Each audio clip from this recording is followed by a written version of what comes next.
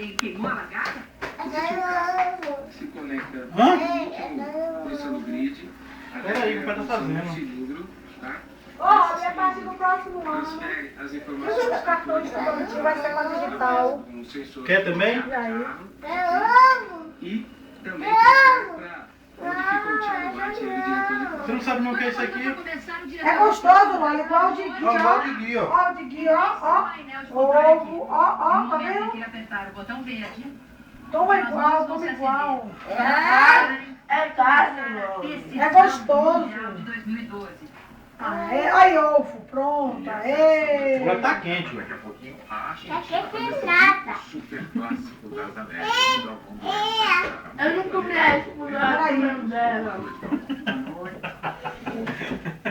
Só tem. É o que que vocês estão fazendo com essa? É o que, Eu Romero? não comi isso pelo tamanho dela. Ele fala que tá tudo errado, né? Porque vem aqui onde a torcida fica, né? Tá quente, né, Esse pai? estádio Só misto do dedo de aqui. maior caldeirão, onde mais Tem que deixar esfriar. Um pedacinho. Na primeira tem uma barra dessa aqui, outra barra dessa aqui. O estádio é tão inclinado que ele tem Mas não é tão bom, comeu? segurar. Lógico. De parar lá dentro. Delícia. Pessoas.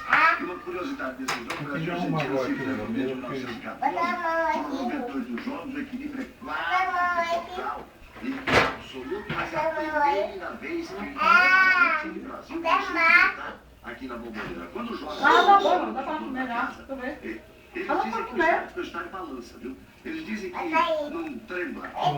Some. Ou seja,